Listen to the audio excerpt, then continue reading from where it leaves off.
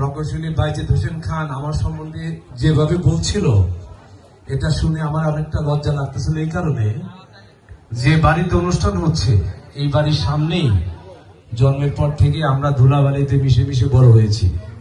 এই বাড়ির সামনে নাটক হতো, মঞ্চ হতো, অনেক হাসিম কাশিম এরা সবাই আমাদের সাথে বড় হয়েছে একসাথে।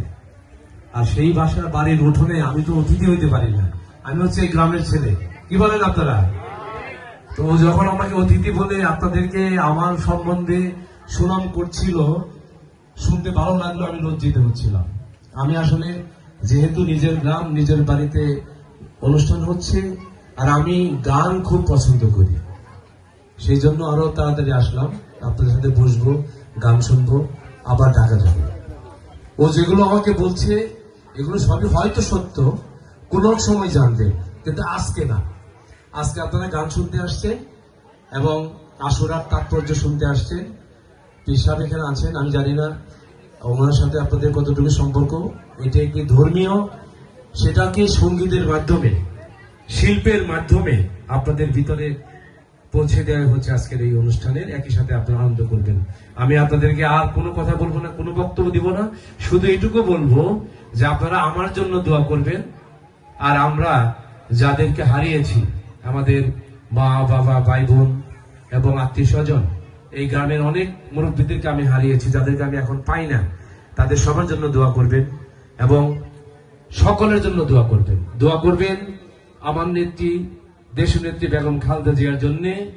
ওনাকে মেরে ফেলার চেষ্টা করা হয়েছিল, আল্লাহর অশেষ রহমতে আপনাদের সবার দোয়ায় উনি বেঁচে আছেন, সুস্থ আছেন এবং আরো সুস্থ হোক। এবং আমাদের প্রিয় নেতা জনাব তারেক রহমান, উনি দেশে ফিরে আসবেন খুব শিগগিরই, ওনার জন্য দোয়া করবেন। দোয়া করবেন ফ্যাসিস্ট মুক্ত একটি স্বাধীন মুক্ত বাংলাদেশে আপনারা সবাই, হিন্দু, মুসলমান, বৌদ্ধ, খ্রিস্টান, যারা ধর্মীয় আচার আচরণ পালন করেন তারা, যারা করেন না তারাও, সবাই মিলে মিশে, জাতি ধর্ম বর্ণ নির্বিশেষে সবাই মিলেমিশে থাকবেন। শান্তির বাংলাদেশ গড়ার যে দীপ্ত প্রত্যয় আমাদের দেশনায়ক বিএনপির ভারপ্রাপ্ত চেয়ারম্যান তারেক রহমান বলেছেন, জনগণের সাথে থাকা, জনগণের পাশে থাকা, আমরা সেই কথাই আপনাদের সবাইকে পৌঁছে দিচ্ছি।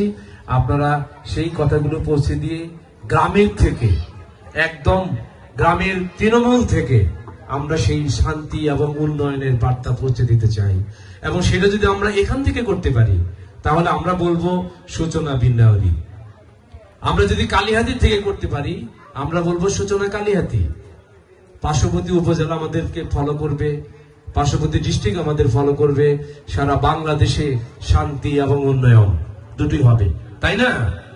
আমার বক্তব্য আর দিব না, আপনারা সবাই এনজয় করেন, আমার জন্য দোয়া করবেন, সবাই ভালো থাকবেন।